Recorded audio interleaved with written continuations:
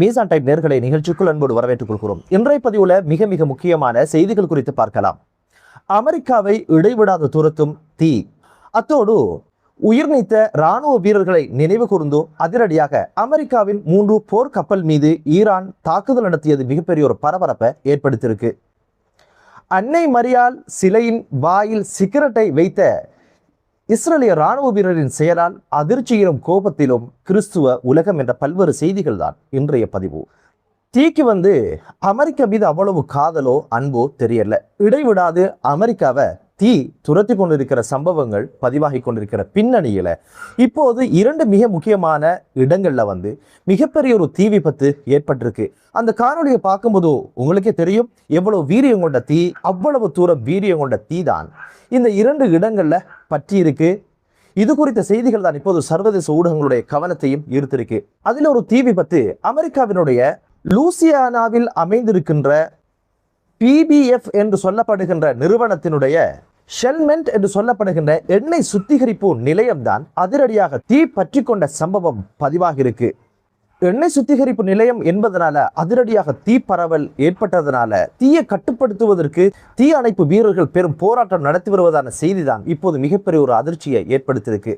ஒரு நாளைக்கு 1,90,000 பீப்பாய் எண்ணெய்கள் சுத்திகரிக்கின்ற இந்த நிலையத்தின் மீதுதான் அதிரடியான வெடிப்பு சம்பவத்தை அடுத்து இந்த தீ பரவல் ஏற்பட்டிருக்கு. இந்த விபத்துக்கான காரணம் என்ன, வெடிப்புக்கான காரணம் என்ன என்பது இதுவரைக்கும் கண்டுபிடிக்கப்படாத சூழ்நிலைகள். இப்போது காரணமே தெரியாம ஒரு வெடிப்பு சத்தம் கேட்டது, அதுக்கு பிறகு தீப்புழம்புகள் தான் காண கிடைத்தது என்ற செய்திகள் தான் இப்போது அமெரிக்காவினுடைய மிக முக்கியமான எண்ணெய் சுத்திகரிப்பு நிலையத்தில் ஏற்பட்டிருக்கின்ற சம்பவம் பதிவாகி இருக்கு.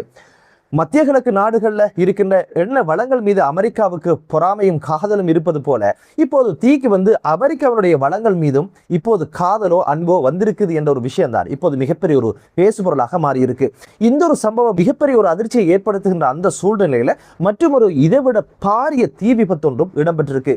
அது எங்க அப்படின்னு கேட்டீங்கன்னா அமெரிக்காவினுடைய ஹென்ரி கவுண்டியில் அமைந்திருக்கின்ற பிளாஸ்டிக் மறுசுழற்சி செய்கின்ற மிக முக்கியமான ஒரு தொழிற்பட்டறையில் தான் அதிரடியாக தீ பிடித்து கொண்டு பாரிய அளவிலான தீ விபத்து இடம்பெற்ற சம்பவம் பதிவாயிருக்கு. வெளிவந்து மிகப்பெரிய அதிர்ச்சியை அளிச்சிருக்கு. இந்த தீ விபத்தின் காரணமாக முழு தொழிற்பட்டறையும் எரிந்து சாம்பலான சம்பவம் பதிவாகி இருந்தது. தீயை கட்டுப்படுத்த முடியாத சூழ்நிலையில் தான் ஒட்டுமொத்த தொழிற்பட்டறையும் தொழிற்சாலையும் எரிந்து சாம்பலான சம்பவம் பதிவானது. இந்த தீ எவ்வாறு ஏற்பட்டது என்பதற்கான காரணங்களும் காரியங்களும் தெரியாத சூழ்நிலையில இப்போது அந்த செய்தியும் அமெரிக்காவுக்கு மிகப்பெரிய ஒரு இழப்பாகத்தான் பார்க்கப்படுது.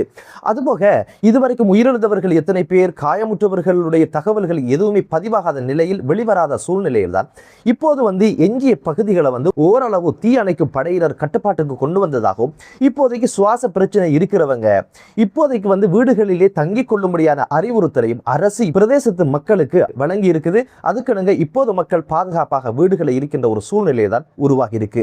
நிம்மதியாக வாழுகின்ற அமைதியாக வாழுகின்ற நாடுகளை எரித்து சுடுகாடு ஆக்குகின்ற அமெரிக்காவுக்கு இயற்கையும் சரி செயற்கையும் சரி ஏதோ ஒரு வகையில காரணமே தெரியாம தீ பற்றி கொண்டது, எரிந்தது, தீக்கிரையானது அப்படின்ற சம்பவங்கள் தான் அடிக்கடி பதிவாகின்ற ஒரு சூழ்நிலை உருவாகி இருக்கு. என்னதான் இருந்தாலும் பொறுத்து பார்க்கலாம். இந்த தீ விபத்தினால் ஏற்பட்ட சேதாரங்கள் என்ன, இழப்புகள் என்ன, உயிர் சேதங்கள் என்ன என்ற பல்வேறு விஷயங்கள் எதிர்வரும் தினங்கள்ல வெளிவரும். பொறுத்திருந்து பார்க்கலாம்.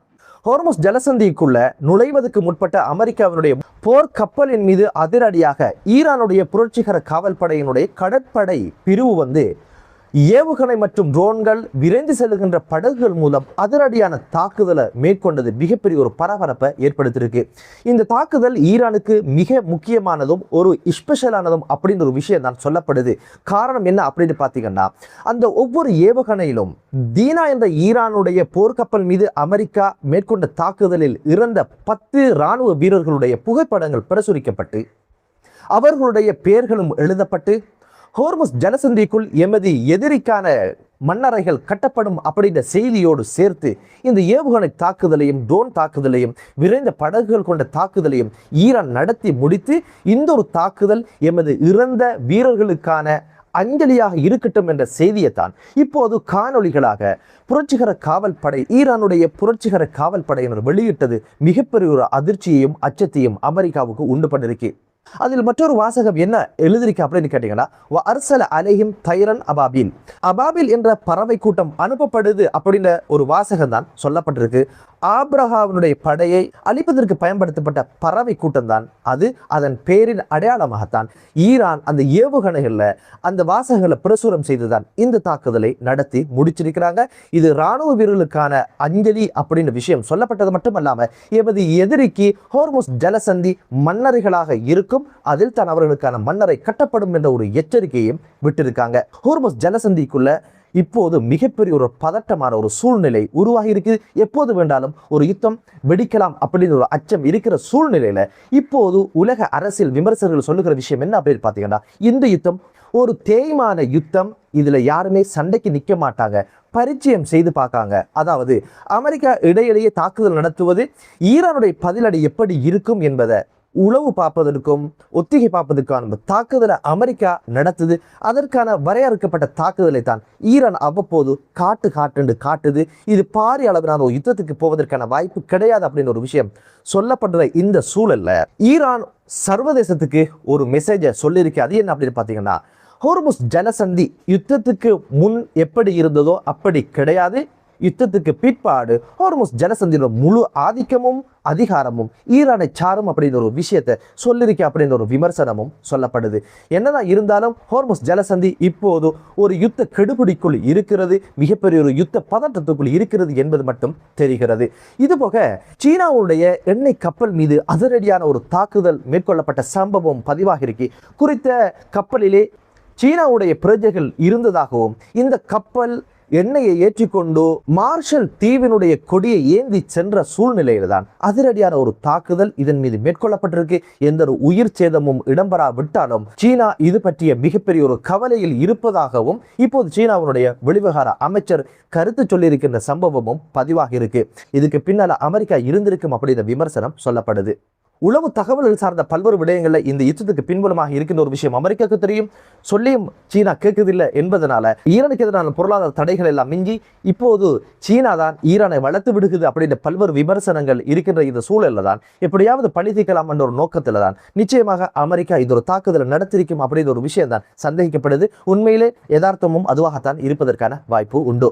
இஸ்ரேலிய இராணுவத்தினுடைய கோர முகம் மீண்டும் ஒரு தடவை நிறுவப்பட்ட சம்பவம் ஒட்டுமொத்த கிறிஸ்துவ உலகத்தை மிகப்பெரிய ஒரு அதிர்ச்சிக்குள்ளும் மிகப்பெரிய ஒரு கோபத்திலும் ஆழ்த்தியிருக்கு. அதுதான் தெற்கு லெபனான்ல அன்னை மரியாள் அவங்களுடைய சிலைக்கு அருகில உட்கார்ந்த இராணுவ வீரன் சிலை மீது கையை போட்டுக்கொண்டு அவன் வாயிலும் ஒரு சீக்ரெட் மற்றும் ஒரு சீக்ரெட்டை அன்னை மரியாள் அவங்களுடைய வாயில் வைத்த காட்சி சர்வதேச ஊடகங்களுடைய கவனத்தை ஈர்த்தது மட்டுமல்லாம கிறிஸ்துவ ஒட்டுமொத்த உலகமும் இஸ்ரேலிய இராணுவத்தை விமர்சிக்கின்ற இடத்துல இருக்கின்ற ஒரு சம்பவம் பதிவாக இருக்கு.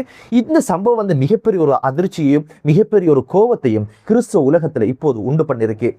தெற்கு லெபனான்ல இந்த காரியத்தை செய்தது குறித்து இப்போது இஸ்ரேலிய இராணுவம் என்ன சொல்லுது அப்படின்னு கேட்டீங்கன்னா, உள்ளக விசாரணை வச்சிருக்கிறோம், விசாரிப்போம், ஒழுக்காற்று நடவடிக்கை எடுப்போம் அப்படின்னு சொல்லியிருக்கிறாங்க.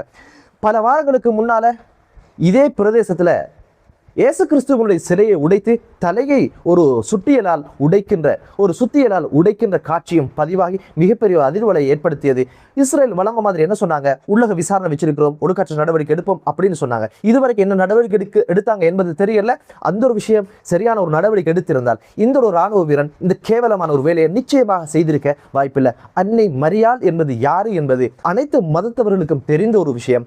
அந்த பத்தினி தாயைத்தான் இவ்வளவு கேவலமாக இந்த ஒரு மனநோயாளி இராணுவ வீரன் இப்படியான ஒரு செயல் நிமித்தம் அந்த அன்னை மரியாளை கேவலப்படுத்தியிருக்கிறான் என்பதுதான் யதார்த்தமான ஒரு விஷயம். சர்வதேச குற்றவியல் நீதிமன்றத்தினூடாக ஒரு குற்றவாளி என்று கருதப்பட்டவர் தான் பெஞ்சமின் நெதன்யாகு. அவருக்கு கீழே இருக்கின்ற இராணுவம், அவருக்கு கீழே இருக்கின்ற அரசு எப்படியான கொள்கையில் இருக்கும், கோட்பாட்டில் இருக்கும், எப்படியான நடத்தைகள் இருப்பாங்க அப்படின்றது நமக்கு தெரியும். ஒவ்வொரு வருடமும் 150 மில்லியன் அமெரிக்கன் டாலர்ஸ் செலவு செய்து சமூக செயற்பாட்டாளர்களுக்கு பணம் கொடுத்து இஸ்ரேலிய இராணுவ வீரர்களுடைய நன்னடத்தை கொடுத்து பேசும்படியும் கதைக்கும்படியும் இது பற்றிய பல்வேறு விஷயங்களை வெளியே உலகத்துக்கு சொல்லணும் அப்படின்ற அமைப்புல தான் வருடந்தோறும் 150 மில்லியன் அமெரிக்க டாலர்ஸை இஸ்ரேலிய இராணுவம் ஒதுக்குவதாகவும் மிக முக்கியமான பிரபலியமான சோசியல் மீடியாக்கள் இருக்கின்ற செல்வாக்கு மிக்க மனிதர்களுக்கு இந்த பணத்தை ஒதுக்கி இஸ்ரேல் ராணுவம் நல்லவங்க, வல்லவங்க, மனிதாபிமானம் உள்ளவங்க அப்படிங்கிற ஒரு விஷயத்தை சொல்லணும் அப்படின்றதுக்காக பணத்தை ஒதுக்குகின்ற இந்த சூழ்நிலையில் தான் அவர்களுடைய அடாவடித்தனங்களும் அட்டகாசங்களும் அவ்வப்போது வெளியில் வந்து மக்களுடைய மிகப்பெரிய ஒரு அதிருப்தியை ஏற்படுத்துது.